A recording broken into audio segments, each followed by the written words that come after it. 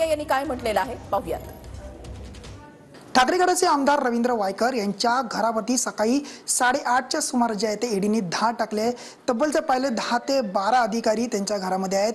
चौकशी सुरू आहे। सविस्तर बोलण्यासाठी आपल्यासोबत भाजप नेते किरीट सोमय्या आहेत, त्यांच्याशी आपण बोलणार। काय सांगाल, रवींद्र वायकर यांच्या घरावरती सकाळी 8:30च्या सुमारास ईडीने धाड टाकलेली आहे। 10 ते 12 अधिकारी त्यांच्या घरामध्ये चौकशी करत। कसं पाहताय सर्वकडे?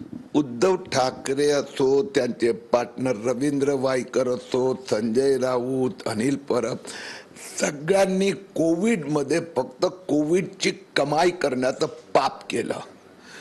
जुलै 2021 मध्ये उद्धव ठाकरेंनी गैरकायदेशीररित्या रवींद्र वायकरला जोगेश्वरी येथे 2 लाख स्क्वेअर फीटचं अनधिकृत 5 स्टार हॉटेल बांधण्याची परवानगी दिली। हा घोटाळा उघडकीस आला तर उद्धव ठाकरेंनी ते प्रकरण दाबलं। आता सगळं बाहेर आलेलं आहे। रवींद्र वायकर हे उद्धव ठाकरेचे पार्टनर आहेत।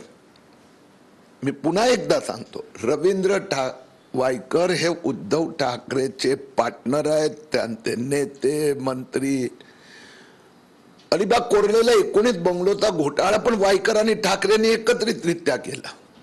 रवींद्र वायकरनी नोटबंदी मध्येही नोटा हात धुवून घेतला होता। त्यांचे आणखीन एक पार्टनर चंदू पटेल, जे जोगेश्वरी प्रकल्पात पण पार्टनर आहेत। 160 कोटीची पुष्पक बुलियन द्वारा नोटबंदीचा घोटाळा, हिसाब तो देना पडेगा। त्यानंतर पाहिलं की ह्याच्यापुढे ईडीची कारवाई कुणाच्या घरावरती होऊ शकते? ठाकरे गटाचे कुठले अजून कोणी निशाणावरती आहे का? काय सांगा? वायकरचा तर पूर्ण हिशोब येऊ द्या बाहेर। काय काय त्यांनी आणि उद्धव ठाकरेंनी रंग काय काय उधळलेले आहेत ना, लोकांना कळेल आता। नक्कीच पाहिलं की रवींद्र वायकर यांच्या घरावरती ईडीने धाड टाकली।